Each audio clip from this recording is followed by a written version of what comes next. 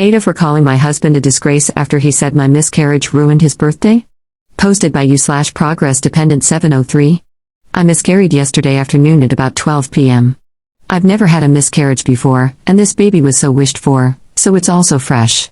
I'm sobbing right now, so I apologize in advance if this doesn't make a whole lot of sense. My husband turned 27 yesterday. I, 26F, was pregnant with mine and my husband's, 27M, second child. Yesterday, I was 8 weeks pregnant. The day before, we saw a beautiful heartbeat flickering on the screen, and today I'm devastated. I was playing with our 2-year-old when I felt pressure in my lower abdomen. Not long after, I noticed bleeding, and I let my husband know immediately that I was experiencing discomfort and bleeding.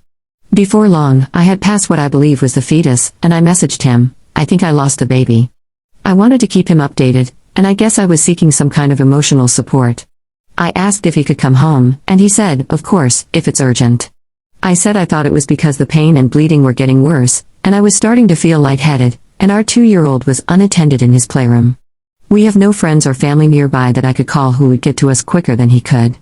I had to clean myself up, crawl downstairs to take paracetamol, make my son his lunch, and then put him down for a nap. At this point, my husband still wasn't home. He was working approximately 30 minutes away and took closer to 60 minutes to get back. Hours later, when I asked, it was because he'd stopped at Tesco to pick up some beers. I ended up very poorly, losing lots of blood, lightheaded, vomiting, etc., and he had to take me to A&E. By the time I was discharged, it was almost 8 p.m. Last week, I had said I'd make him his favorite dinner for his birthday, which he reminded me of when we were almost home. I said I wasn't feeling up to it and that whatever takeaway he wanted was on me. He said for F's sake under his breath and then muttered something along the lines of "This bullcrap has ruined my birthday." He didn't stop to get any takeaway. He just drove straight home. He put our son to bed, and I went to bed. I'm not sure what he did after that. I didn't see him this morning as he had already left for work. He hasn't messaged me all day, and he got home a few hours ago. It's now 8:40 p.m., and he's been giving me the silent treatment. I tried to speak to him about an hour ago, and he ignored me, so I called him a disgrace.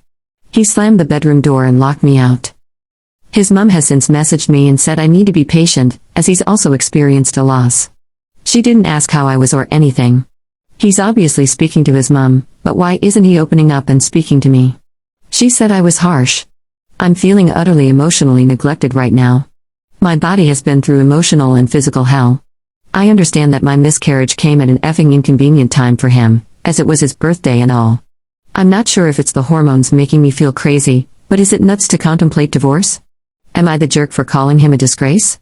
Top/relevant comments. Commenter. I can't imagine spending another minute under the same roof as this horrible, immature, cruel man. Yes, the miscarriage of a wanted pregnancy can be a huge loss for a man, too, but that doesn't give him the right to be so selfish and treat you so cruelly. Your husband has shown a side of himself he can never hide again. Ask yourself if this is the kind of man you want in your life going forward. I'm so sorry for your loss. Commenter 2. He does not like her. His job is 30 minutes away, but it took him over an hour to get to her because he had to stop and get some beers? WTF, she could have bled out while her toddler was just left by himself. He doesn't deserve to have a wife or even a girlfriend since he's too selfish to care about a living person in need. I hope Bob has a male family member who can help give him something to really be upset about. That particular line made me mad for her. How dare he? I wish him the worst next 10 birthdays, may they be lonely, sad, and boring as hell. Op, leave his sorry bum, quick, fast, and in a hurry. Op responding to a commenter who accused her story of being fake. I didn't mention anything about hearing a heartbeat. They don't listen to heartbeats through ultrasound here in England, they use Dopplers later on in the pregnancy. We saw the heartbeat flickering on the ultrasound after the technician smiled and pointed it out to us. By the sounds of things, you're lucky enough to have never been referred to a PAC for an early scan. I had a scan at 6 weeks and a scan at 8 weeks.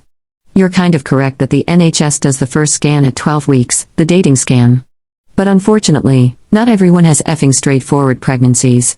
Don't pull apart my story and try to invalidate my effing miscarriage.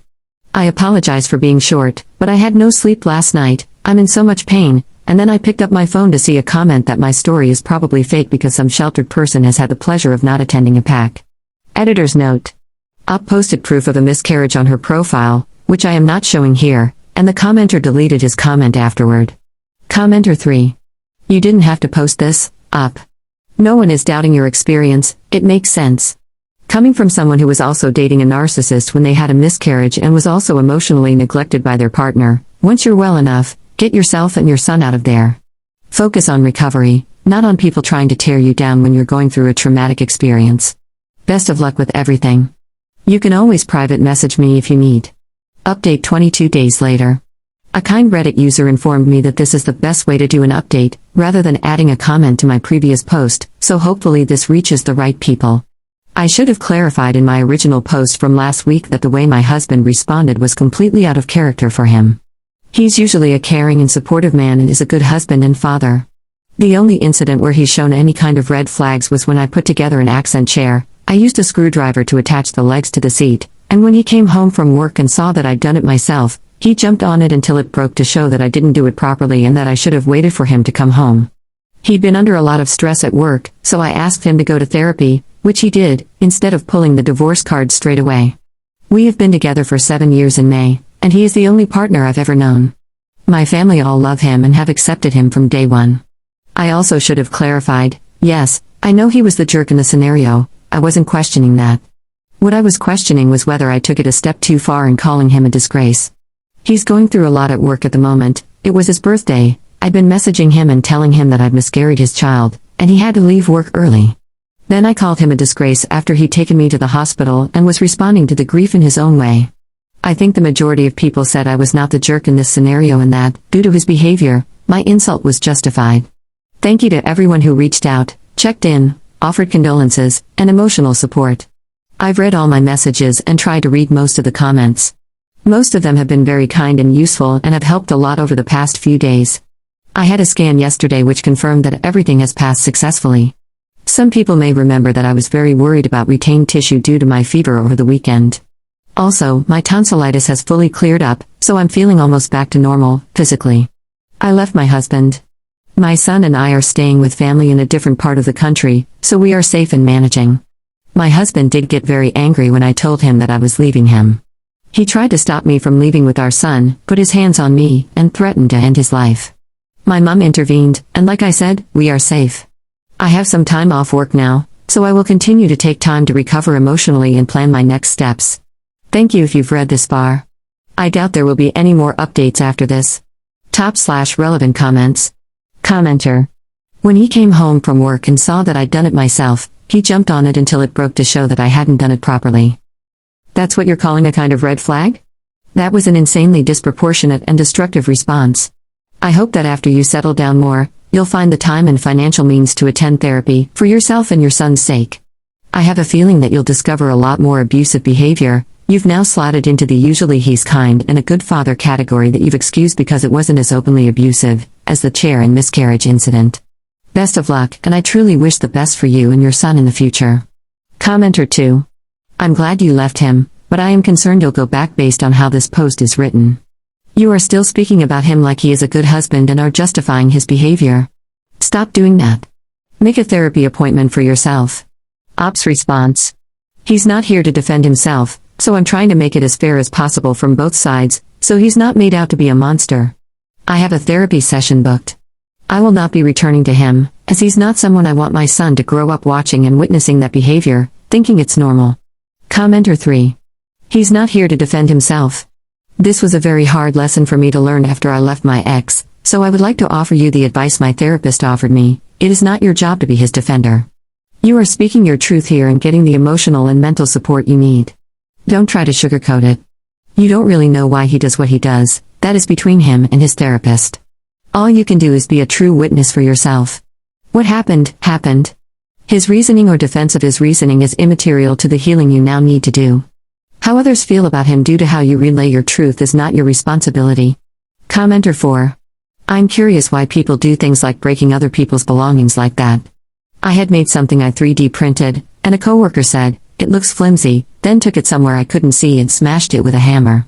It was beyond a reasonable thing that would ever happen. In that moment, she seemed to have a narcissistic need, like I had somehow upstaged her, so she smashed my stuff out of jealousy. It baffles me. It was literally just like what your husband did, doing something intentionally beyond its normal use, just to destroy it. I read your post twice, And I think your husband is having a mental breakdown from work and has developed narcissistic personality disorder, probably from the stress. Ops response.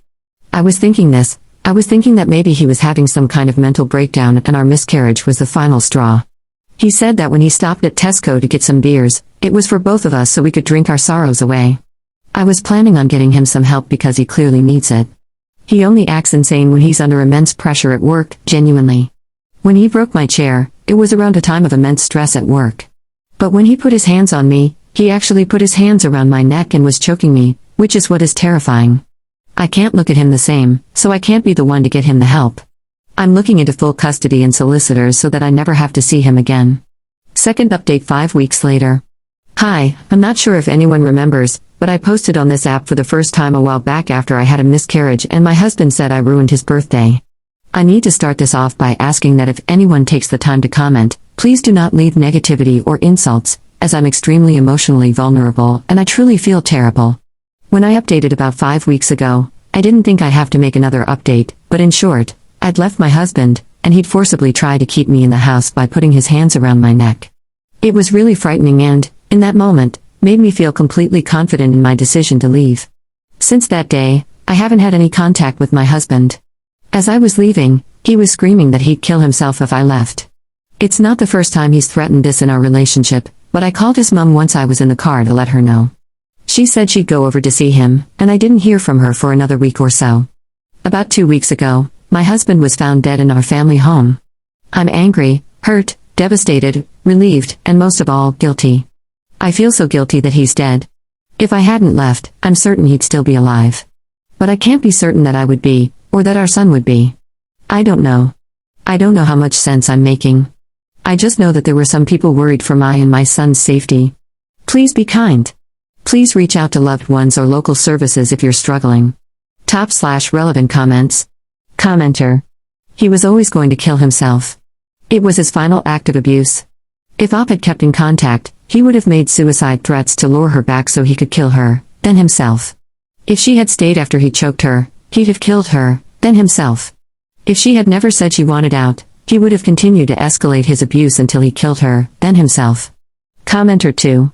He needed help outside of you, hun, and you cannot, absolutely cannot, be responsible for another person's mental health issues, especially given that he was a threat not only to himself but to you as well. You protected yourself and your son, and that is to be commended, considering the strength it takes to leave a marriage. Find healing in the fact that he was broken to begin with, and none of this is your fault. It is okay for you to grieve the loss of your ex-husband and your marriage without feeling guilt. Sending healing and love.